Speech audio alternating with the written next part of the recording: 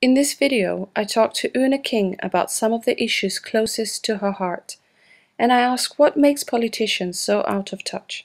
Here's my conversation with my friend and former boss, Baroness King of Bow. And then you go to the House of Lords, you can't really deny you're a politician. Having said that, I deny that I am like most politicians.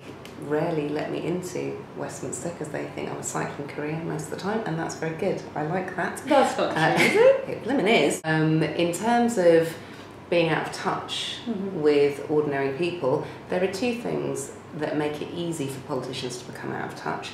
The first is that you live literally in a Westminster bubble, and you're not in touch with ordinary people most of the time, except for your constituents at your constituents' surgery.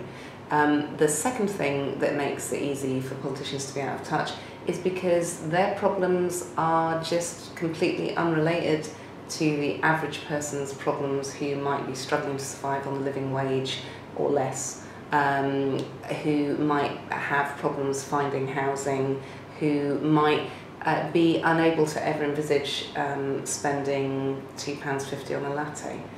There are lots of people, including politicians, in that position that forget how much of a struggle it is for most people. So why am I different? Yes. Oh no. So how do you relate? How do you relate to the issues that you mentioned? I never had that fear that I would be sucked into the Westminster bubble and just forget about being a normal human being.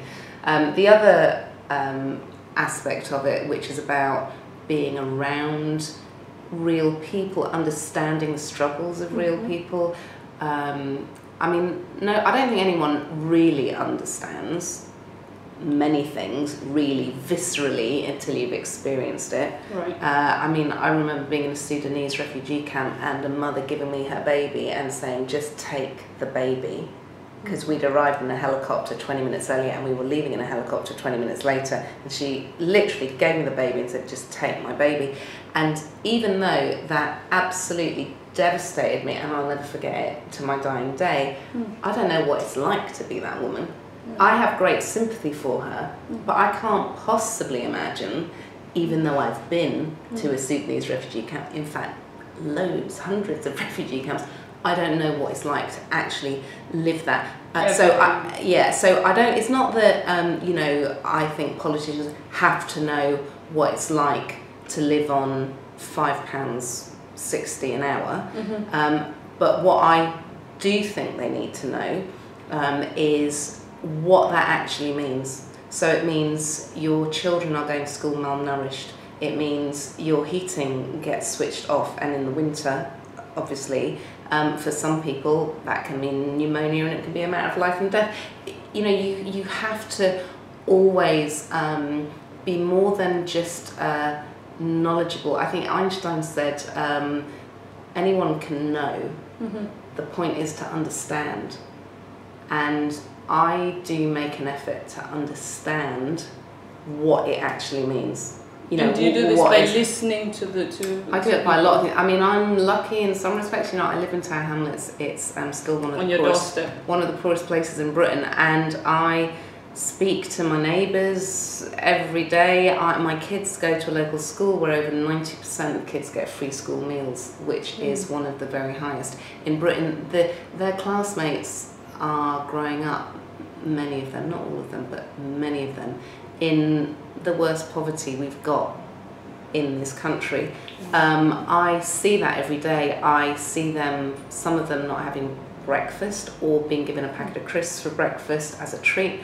You know, I see all that, and I'm very aware of it. And anyway, you know, since I was 13, 14, 15, poverty and fighting poverty has been what I'm about. So I'm always going to make the effort to find out what this means. How are you fighting?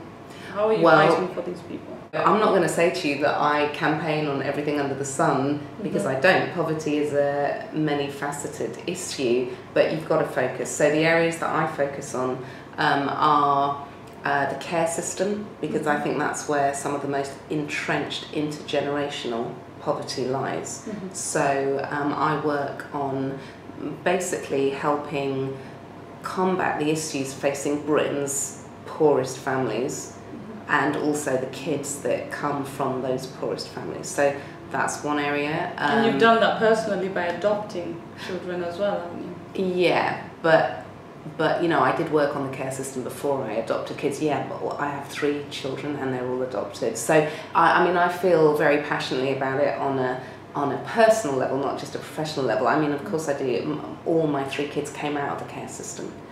And I know, again, when you talk about knowing and understanding what people go through, you know, I know what their birth mothers, for instance, especially 2 of them, went through. I mean, horror stories that the average British person, never mind if you're a politician or not, just the average British person would not believe what happens to some British kids growing up and why they therefore become pregnant, have kids, and they're given up for adoption.